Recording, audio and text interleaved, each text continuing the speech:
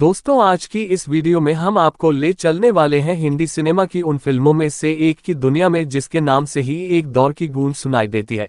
एक ऐसा शब्द जो आज़ादी के संघर्ष से जुड़ा है, एक ऐसा नारा जो हर क्रांति की पहचान बना, और उसी शब्द पर बनी थी साल 1984 की पॉलिटिकल थ्रिलर फिल्म इनकलाब।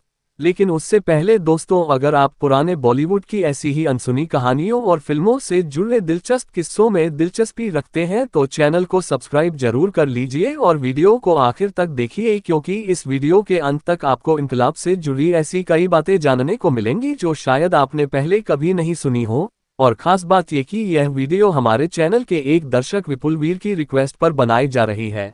अगर आप भी अपनी किसी फेवरेट फिल्म पर ऐसी ही डिटेल्ड वीडियो चाहते हैं तो कमेंट बॉक्स में फिल्म का नाम जरूर लिखिए।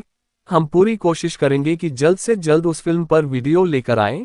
दोस्तों, इनकलाब फिल्म रिलीज हुई थी 25 जनवरी 1984 को, यानी आज से लगभग 36 साल पहले, जब देश का माहौल राजनीति, सत्ता, विरोध और सिस्टम से सवाल पूछने वाली फिल्मों की तरफ झुक रहा था। इनकलाब को डायरेक्ट किया था टी राम राव ने, जो हिंदी और साउथ सिनेमा का जाना माना नाम थे और जिन्होंने अपने करियर में लगभग 65 के करीब फिल्मों का निर्देशन किया, जिनमें अंधा कानून, नसीब अपना अपना, जंग, बुलंदी, सौतेला और बेटी नंबर 1 जैसी फिल्में शामिल हैं। इनकलाब को प्रोड्यूस किया था नागप्पा वीरास्वामी और वीरास्वामी रविचंद्रन ने, जो कि मूल रूप से कन्नड़ फिल्म इंडस्ट्री से जुड़े हुए बड़े प्रोड्यूसर रहे हैं, और इनकलाब इन दोनों की बतौर प्रोड्यूसर इकलौती हिंदी फिल्म साबित हुई। दोस्तों, बहुत कम लोग जानते हैं कि इनकलाब असल में साल 1983 में बनी कन्नड़ फिल्म चक्रव्यूह का ऑफिशियल हिंदी रीमेक थी, जिसमें लीड रोल्स में अमरीश और अंबिका नजर आए थे, और उस फिल्म की कहानी, स्क्रीन प्ले और डायलॉग्स तैयार किए थे एम.डी. सुंदर ने, जबकि हिंदी वर्जन इनकलाब के दमदार डायलॉग्स लिखे थे हिंदी सिनेमा के सबसे मशहूर संवाद लेखक कादर खान ने। इनकलाब की स्टारकास्ट की बात करें तो फिल्म में लीड रोल में नजर आए थे अमिताभ बच्चन और उनके अपोजिट पहली बार श्रीदेवी। इनके अलावा फिल्म में उत्पल दत्त, कादर खान, शक्ति कपूर, इफ्तेकार, शफी इनामदार, रंजीत और निरूपा रॉय जैसे दिग्गज कलाकार सपोर्टिंग रोल्स में दिखाई दिए थे। लगभग 2 घंटे 50 मिनट की लंबाई वाली इस फिल्म में कुल 5 गाने रखे गए थे, जिनकी कुल अवधि करीब 29 मिनट 14 सेकंड की थी। गानों का म्यूजिक दिया था लक्ष्मीकांत प्यारेलाल ने और गीत लिखे थे आनंद बख्शी ने, जबकि सभी गानों में आवाज दी थी किशोर कुमार और आशा भोसले ने। हालांकि दोस्तों, फिल्म का म्यूजिक बॉक्स ऑफिस पर कोई खास कमाल नहीं दिखा पाया और शायद आज आपको इनकलाब का कोई गाना ठीक से याद भी न हो। फिल्म के गानों में बिच्छू लड़ गया रे मुझे बिच्छू लड़ गया, अभिमन्यु चक्रव्यूह में फंस गया, लो मैं बन गया थानेदार, अब डर काहे का, डिस्को 84, डिस्को डिस्को और आज अभी यही नहीं शामिल थे। इनमें से टाइटल सॉन्ग अभिमन्यु चक्रव्यूह में फंस गया को आज भी कई लोग पसंद करते हैं, और अगर आपसे पूछा जाए तो कमेंट में जरूर बताइए कि इन गानों में से आपको कौन सा गाना सबसे ज्यादा पसंद है। दोस्तों, अगर फिल्म के बजट और बॉक्स ऑफिस परफॉर्मेंस की बात करें तो इनकलाब को करीब 2 करोड़ के बजट में बनाया गया था और भारत में इस फिल्म ने लगभग 2 करोड़ 45 लाख की कमाई की थी, जबकि वर्ल्ड वाइड इसका कुल कलेक्शन लगभग 5 करोड़ के आसपास रहा था। इंडिया के कलेक्शन के हिसाब से इनकलाब को एक अबव एवरेज फिल्म का दर्जा दिया गया और साल 1984 की कमाई के मामले में यह फिल्म 17वें नंबर पर रही। अगर उसी साल की टॉप 5 कमाओ फिल्मों की बात करें तो पहले नंबर पर तोहफा, दूसरे पर मकसद, तीसरे पर शराबी, चौथे पर मशाल और 5वें नंबर पर धर्म और कानून रही थी। और दोस्तों, अगर आपने अभी तक शराबी फिल्म से जुड़े रोचक तथ्य नहीं देखे हैं तो हमारे चैनल पर उसकी डिटेल्ड वीडियो पहले से मौजूद है, जिसका लिंक आपको ऊपर आई बटन और नीचे डिस्क्रिप्शन में मिल जाएगा। IMDb वेबसाइट पर इनकलाब को 10 में से 5.9 की रेटिंग मिली है और 77% गूगल यूजर्स ने इस फिल्म को लाइक किया है। अब दोस्तों, चलिए बढ़ते हैं उन किस्सों की तरफ जिनकी वजह से इनकलाब आज भी चर्चा में रहती है। फिल्म के प्रोड्यूसर नागप्पा वीरास्वामी शुरुआत में इनकलाब को रजनीकांत को लेकर बनाना चाहते थे और इसके लिए उन्होंने सबसे पहले मशहूर डायरेक्टर प्रकाश मेहरा से संपर्क किया और उनसे फिल्म डायरेक्ट करने का ऑफर दी। लेकिन उस समय प्रकाश मेहरा अपने दूसरे प्रोजेक्ट्स में काफी व्यस्त थे, इसलिए उन्होंने ये जिम्मेदारी लेने से मना कर दिया और साथ ही नागप्पा वीरास्वामी को ये सलाह दी कि फिल्म के लिए किसी साउथ के डायरेक्टर को लिया जाए और रजनीकांत की जगह अमिताभ बच्चन को कास्ट किया जाए और बजट थोड़ा बढ़ाकर फिल्म को बड़े लेवल पर बनाया जाए। प्रकाश मेहरा की यह बात नागप्पा वीरास्वामी को जंच गई और उन्होंने बिल्कुल वैसा ही किया। दोस्तों, इनकलाब से जुड़ा अमिताभ बच्चन और राजेश खन्ना की टक्कर का किस्सा काफी मशहूर है। हुआ ये कि जैसे ही टी राम राव ने इनकलाब की घोषणा की, उसके कुछ ही समय बाद दासारी नारायण राव ने राजेश खन्ना को लेकर फिल्म आज का एमएलए रामा अवतार की अनाउंसमेंट कर दी। इससे पहले राजेश खन्ना की फिल्म अवतार सुपरहिट हो चुकी थी और दासारी नारायण राव उसी सफलता को भुनाना चाहते थे। इसलिए उन्होंने अपनी फिल्म का नाम पहले चीफ मिनिस्टर रखने की बजाय अवतार से मिलता जुलता आज का एमएलए रामा अवतार रखा और फीमेल लीड में भी शबाना आजमी को ही लिया जो अवतार में भी नजर आई थी।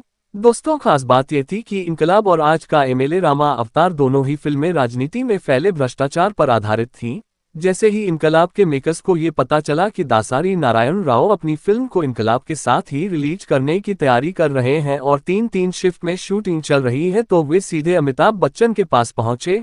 अमिताभ बच्चन उस समय प्रकाश मेहरा की फिल्म शराबी की शूटिंग से ब्रेक लेकर घर पर आराम कर रहे थे, क्योंकि दिवाली के दौरान एक पटाखा उनकी हथेली पर फट गया था और उनका हाथ बुरी तरह जख्मी हो गया था। लेकिन हालात की गंभीरता समझते हुए अमिताभ बच्चन ने अपने जख्म की परवाह किए बिना तुरंत इनकलाब की शूटिंग शुरू कर दी और फिल्म के कई सीन में आप देखेंगे कि वे अपने हाथ को छुपाते हुए नजर आते हैं। दोस्तों, कहा जाता है कि आज का एमएलए रामा अवतार की शूटिंग इनकलाब से पहले पूरी हो गई थी और फिल्म सेंसर बोर्ड तक भी पहुंच गई थी, लेकिन रिलीज रुकवाने के लिए अमिताभ बच्चन ने अपने राजनीतिक रसूख का इस्तेमाल किया और गांधी परिवार की मदद से फिल्म को सेंसर में अटकवा दिया गया। नतीजा ये हुआ कि इनकलाब 25 जनवरी को रिलीज हो गई, जबकि आज का एमएलए रामा अवतार लगभग 2 महीने बाद 23 मार्च को रिलीज हो पाए। हालांकि दोस्तों, जनता जनार्दन ने दोनों ही फिल्मों को खास पसंद नहीं किया और आज का एमएलए रामा अवतार फ्लॉप साबित हुई, जबकि इनकलाब एवरेज कलेक्शन तक ही सिमट गई।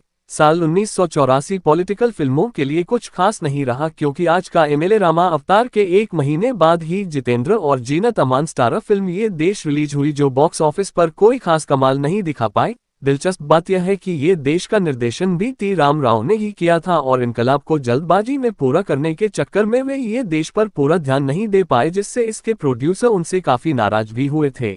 दोस्तों, इनकलाब, ये देश और आज का एमएलए रामा अवतार तीनों ही साउथ इंडियन फिल्मों के रीमेक थे। एक और खास बात यह है कि कुली फिल्म के सेट पर हुए भयानक हादसे के बाद इनकलाब ही वह पहली फिल्म थी जिसे अमिताभ बच्चन ने साइन किया था और यही पहली फिल्म थी जिसमें वे श्रीदेवी के साथ स्क्रीन शेयर करते नजर आए। बाद में दोनों आखिरी रास्ता और खुदा गवाह जैसी फिल्मों में भी साथ दिखे। इनकलाब में श्रीदेवी की आवाज डबिंग आर्टिस्ट बेबी नाज ने दी थी और 80 के दशक में श्रीदेवी की ज्यादातर हिंदी फिल्मों में उनकी आवाज डब करवाई जाती थी, क्योंकि वे साउथ इंडियन फिल्मों से आई थी और हिंदी पर उनकी पकड़ बाद में 90 के दशक में जाकर मजबूत हुई। दोस्तों, यहाँ ये किस्सा भी बेहद दिलचस्प है कि इनकलाब सिर्फ एक फिल्म का नाम नहीं बल्कि खुद अमिताभ बच्चन के बचपन का नाम भी रहा है। उनके जन्म के समय देश आज़ादी की लड़ाई में डूबा हुआ था और चारों तरफ इनकलाब जिंदाबाद के नारे गूंज रहे थे। इसी से प्रभावित होकर हरिवंश राय बच्चन ने अपने बेटे का नाम इनकलाब श्रीवास्तव रखा था, लेकिन बाद में कवि सुमित्रानंदन पंत ने बच्चे के चेहरे पर अमित चमक देखकर उन्हें अमिताभ नाम रखने की सलाह दी और फिर इनकलाब श्रीवास्तव से वे अमिताभ बच्चन बन गए। दोस्तों, इनकलाब में अनिल राज नाम के गुंडे का किरदार निभाने वाले टाइगर प्रभाकर कन्नड़ वर्जन चक्रव्यूह में भी वही किरदार निभा चुके थे और अमिताभ बच्चन की फिल्म कालिया के कन्नड़ रीमेक हुलियारा काला में भी उन्होंने अमिताभ वाला लीड रोल निभाया था। इनकलाब अमिताभ बच्चन की इकलौती फिल्म है जिसे टी राम राव ने पूरी तरह डायरेक्ट किया, जबकि अंधा कानून में अमिताभ सिर्फ गेस्ट अपीयरेंस में नजर आए थे। साथ ही यह आखिरी फिल्म भी थी जिसमें अमिताभ बच्चन को इफ्तेकार और उत्पल दत्त जैसे दिग्गज कलाकारों के साथ काम करने का मौका मिला। दोस्तों, ये थे 1984 की फिल्म इनकलाब से जुड़े वो रोचक तथ्य जो इस फिल्म को आज भी खास बनाते हैं।